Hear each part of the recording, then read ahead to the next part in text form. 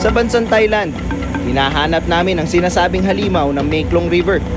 Pero naging mabilis ang agos at napilitan kaming kunin ang mga pain.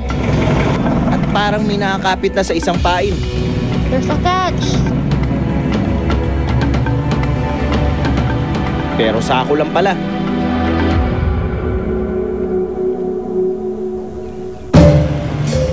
At habang hinihintay na maging banayad ang agos ng ilog, binisita ko muna ang kalapit na palengke para tingnan kung makikita ko rin ba ang prakaben dito.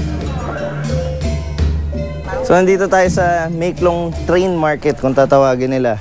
Ito kaya tinawag na train market kasi yung palengke nasa tabi ng Riles. Ngayon makikita nyo kaliwat kanan, andyan yung mga paninda nila. As the name says, Mae Klong Train Market, automatic iisip na kagad natin na train market siguro malapit sa stasyon ng tren. Hindi ko alam na yung palengke pala, yung estasyon ng tren. Everything, makikita mo unti-unting pak. Nagre-retract lahat. Na-impress na naman ako sa linis nila, sa pagiging systematic nila dun sa prosesong ginagawa. Hindi biro yun, ha? Alas 8:30.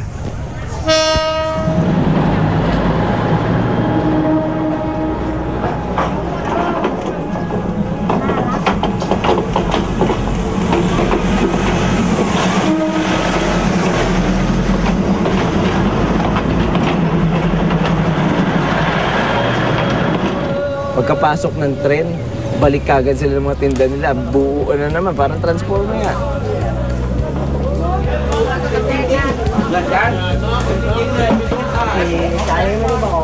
Mabuti, happy ako, wala tayong nakitang giant. Pero I hope may makita na tayo na malaki pagbalik natin sa ilog. Napag-alaman kong sa 150 kilometro na kabuuan ng Mae Klong, sa parting ito ng ilog, ipinagbabawal na hulihin ng mga higanting prakaben.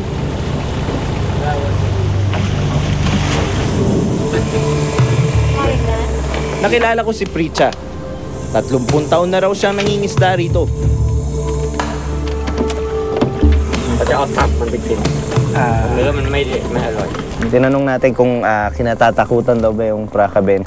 Actually, hindi siya kinakatakutan dahil malaki siya. Kinatatakutan siya dahil malas siya. Mas naproprotektahan pa sila. Kasi hindi nga sila pinapatay. Ayaw nga sila lapitan ng mga tao kasi malas nga. Mas pipiliin pa nila sirain yung net nila, putulin yung linya nila, kaysa malapit sila dito sa islang to kasi mamalasin sila. Pero sana, hindi naman kami malasin ngayong araw. At makita pa rin ang higante. Maya-maya lang, nabalitaan namin may kumagat sa paing inilaglag ng aming mga kasama. Tumiretso tayo doon. Tapos yun nga, may kagat nga. And exciting kasi first time kong manghuhuli. Kapag merong kumagat doon, yun na, kukunin nila yung palutang, babaklasin nila yung pise, kasi tatali na nila dito sa fishing line para ma-reel in na yung ano. Because, I've seen the pictures, I've seen photos, and these guys are huge. Ang laki. Yung nakita ko sa litrato, yun yung nakakagat sa ilalim. Hindi ko ma-imagine. Honestly, yung feeling ko, hindi ko alam yung expect ko sa una kong huli. More? Okay. Hindi, full. Yes sir? Yun lang? Meron. Okay. Up? Hindi ko alam paano sila kumagat. Hindi ko alam paano sila humatak. Hindi mo alam eh. At saka, parang hinahatak ko, tapos nararamdaman ko tumitigas na yung linya, tapos medyo may lumalaban na parang pahirap na ng pahirap mag-reel in. Parang although tinitingnan ko siyang gulong-gulo ko, at the same time tumatakbo sa utak ko, kung ito yung malaki na nakita mo sa picture, ano na mangyayari sa'yo? Baka ako yung sumama siya, baka ako yung i-research niya eh. At para doble ingat, nagkabit ng isa pang bangka para maiwasan tumaob ang aming sinasakyan. There have been stories all over the Mae Klong about people being pulled under, fishermen boats being pulled under because they're huge and they're capable. At di kalaunan, nagkakilala na rin kami ng nilalang ng Maeklong. So, ang gagawin, para hindi mapuwes sa isda, papailaliman nila ng net. Lain na, sabi. Right, yeah.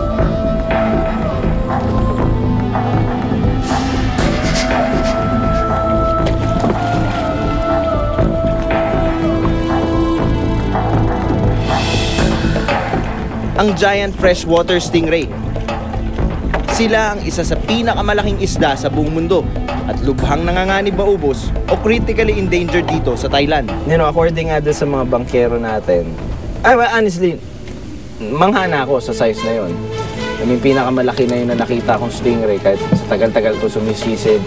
You know, manghana ako sa size. Pero syempre, hindi ko mapigila ikumpara sa doon sa mga picture na nakita ko ng mga malaki. So, pero as it is, malaki na siya. Yung nahuli natin, bata pa lang daw yun. Juvenile. Pansamantala munang itatabi ang una naming huli. Dahil ang tunay na sadya namin dito ay tumulong sa pag-aaral na ginagawa ng mga siyentipiko at researchers ukol sa populasyon at lagay ng mga higanteng stingray sa Maeklong.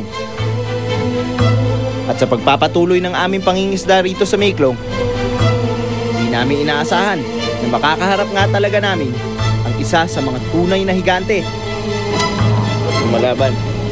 Abangan sa susunod na Miyerkules kung gaano kalaki ang giant stingray na aming nakita. Ako si Kiko Rustia, born to be wild.